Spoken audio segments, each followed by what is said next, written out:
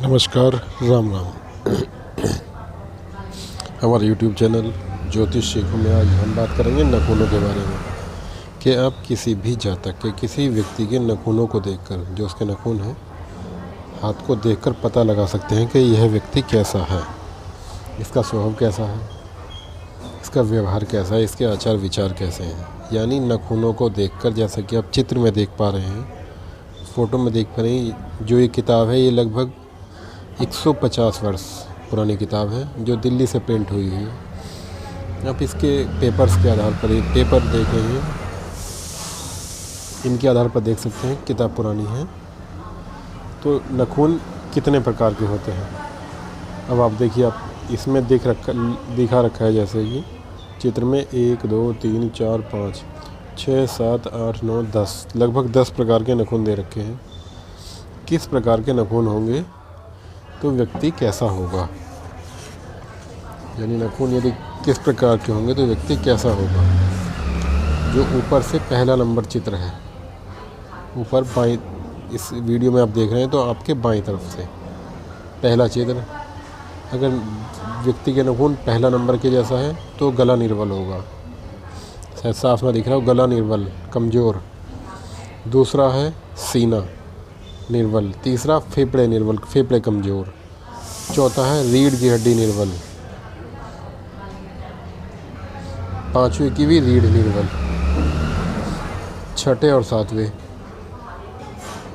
और सातवें में हृदय गति कम और रक्त प्रवाह की कमी। सातवें की बात करें, नोकीला नख,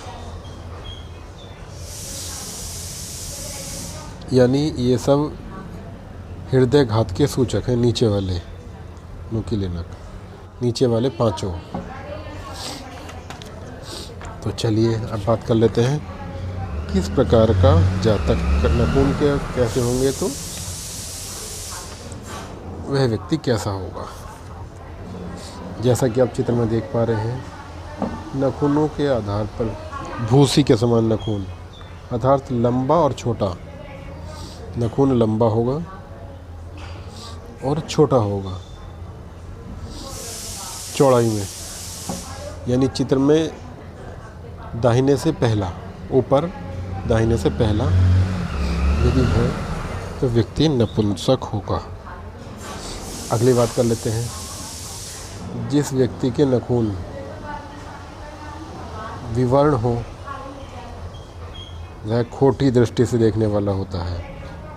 इस प्रकार के व्यक्ति का मन सदैव कुलिश रहता है और वह कभी विश्वास करने योग्य नहीं रहता है।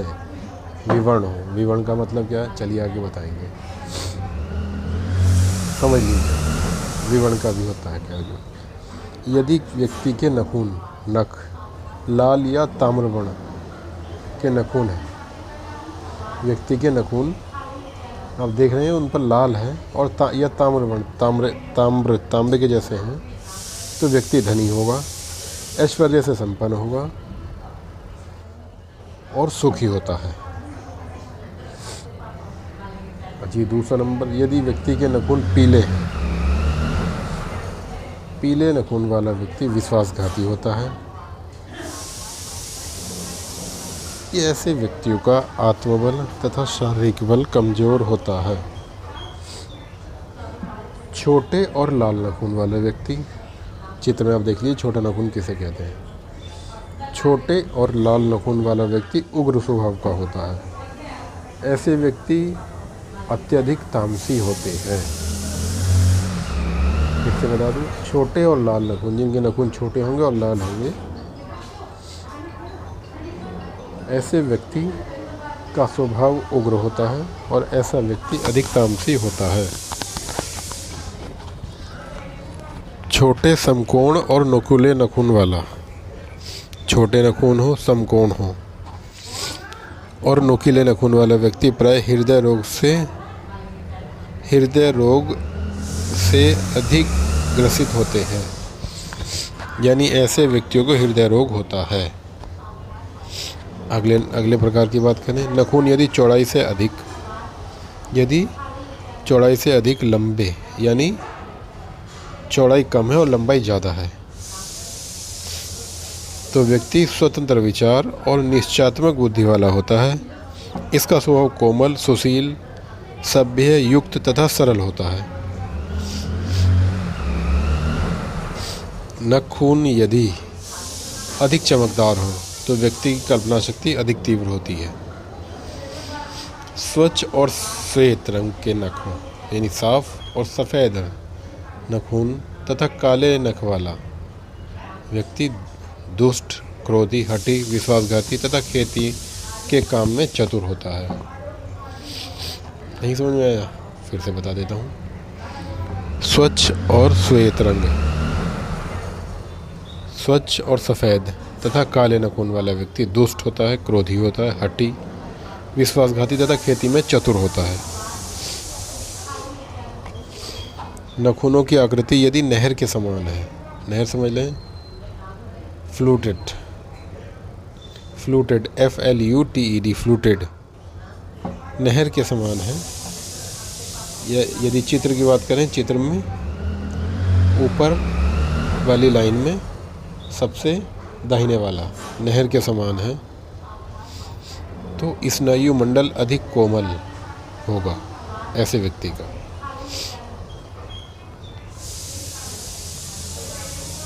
यदि नहरनुमा खड़ियाँ परस्पर विपरीत दिशा की ओर जाती है और उसके नख टूटे फूटे से प्रतीत होते हैं, यदि नाखून टूटे फूटे प्रतीत होते हैं तो वह कोमल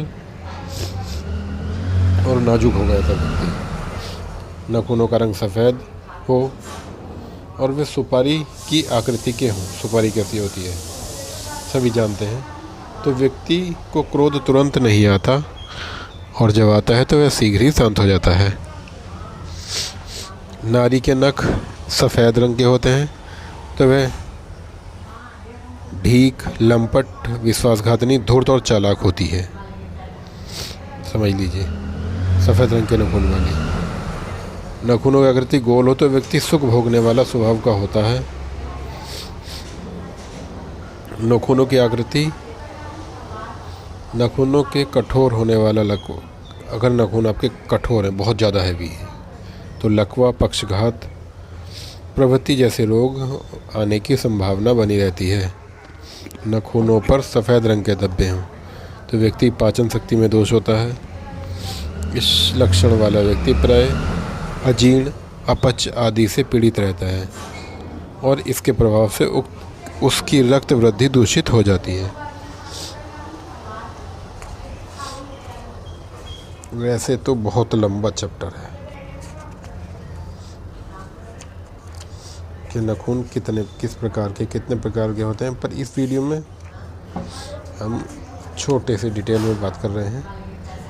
एक अगली वीडियो कम से कम लगभग 40-50 मिनट की वीडियो बनेगी, उसमें पता चलेगा नाखून के संबंध में। चलिए बताते हैं। अब देखिए, नाखूनों के किनारे पर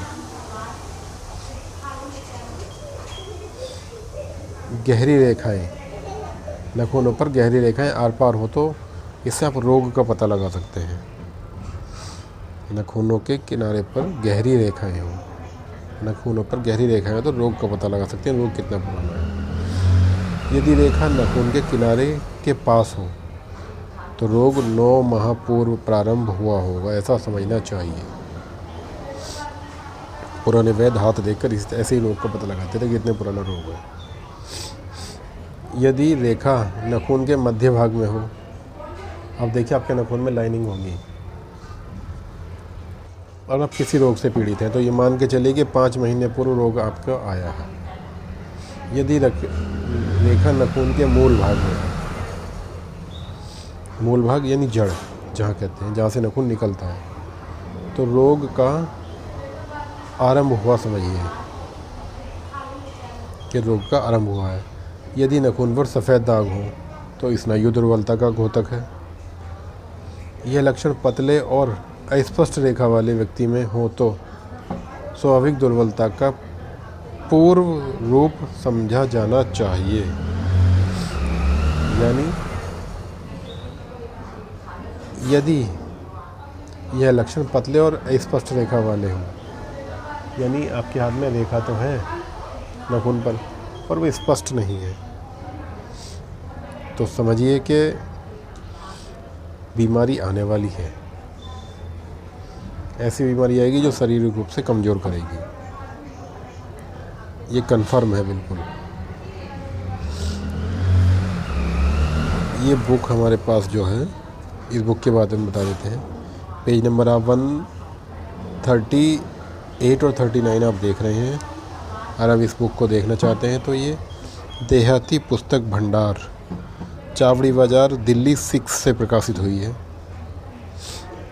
हस्त सामुद्रिक ज्योतिष, लेखक हैं रामेश्वर प्रशांत। एक बार फिर डिटेल बता देते हैं। बुक का नाम है हस्त मुद्रिक ज्योतिष, लेखक है रामेश्वर प्रशांत, देहाती पुस्तक भंडार, चावड़ी बाज़ार, नई दिल्ली दिल्ली 6 से प्रकाशित हुई है। अगली वीडियो में बात करेंगे पूर्ण नखूनों के बारे में। चूँकि अभी मुझे थोड़ा सा काम है, इसलिए राम राम।